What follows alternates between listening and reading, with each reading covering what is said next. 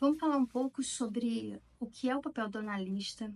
como é que você que é terapeuta ou analista pode obter o melhor aproveitamento dos seus pacientes e o que você, paciente, pode esperar de uma sessão boa, eficiente, clara, objetiva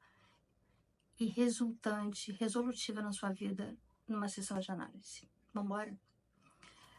Para quem não me conhece, eu me chamo Cláudia Dornelles e sou psicanalista e eu quero falar um pouco sobre como é que a gente age numa sessão de análise.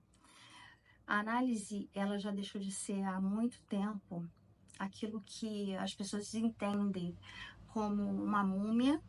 um sujeito mudo, calado, inexpressivo, à espera de alguém que vai lhe contar mil e uma desgraças e ele vai ficar impávido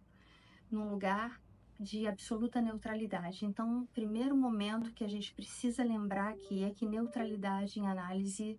não consiste absolutamente em você ficar indiferente àquilo que lhe é dito. Então, se você espera que uma sessão de análise se baseie na absoluta incapacidade do outro se afetuar a você e de alguma maneira ter trocas efetivas com o seu sofrimento, com aquilo que você está dizendo, não busque análise. Busque algum outro tipo de profissional, de comportamento que vá te ouvir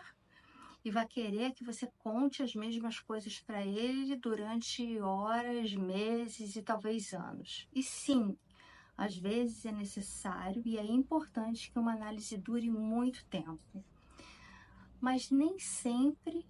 você precisa de muito tempo para obter resultados expressivos de uma análise. Por que não? Porque a análise do século XXI não é uma análise que tem na sua potência a ignorância do paciente, muito pelo contrário. O paciente, quando chega hoje na análise, ele já sabe muito bem o que ele quer,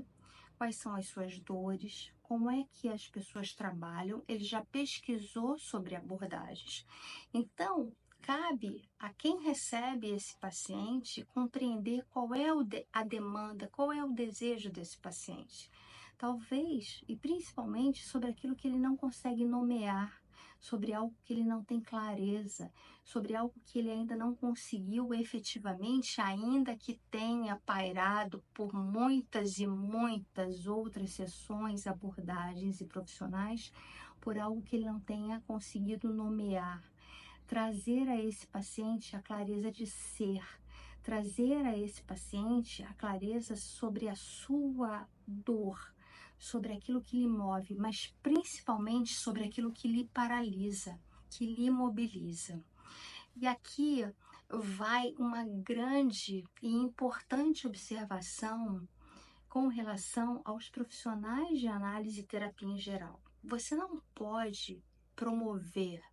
na vida de alguém aquilo que em alguma medida você não utiliza na sua própria. O que eu quero dizer é,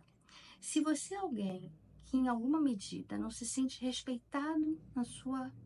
casa, não se sente validado na sua esfera afetiva, não se sente de alguma maneira autorizado a viver uma vida em consonância com princípios e valores que vão reger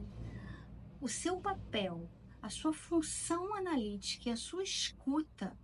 muito dificilmente você vai conseguir progredir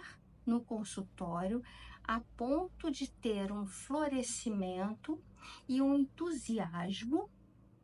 do seu paciente para a continuidade do seu trabalho analítico. Isso se dá por inúmeras razões. Primeiro, porque nós não podemos duvidar da capacidade do paciente perceber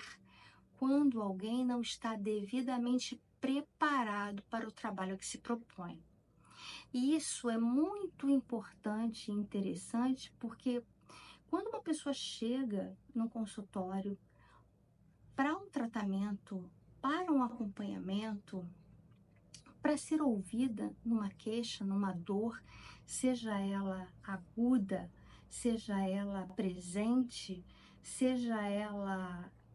fantasiosa, independentemente da maneira como o terapeuta ou aquela criatura qualifique, essa pessoa ela já vem de uma demanda de angústia, de dor e de solitude, e às vezes até de solidão, de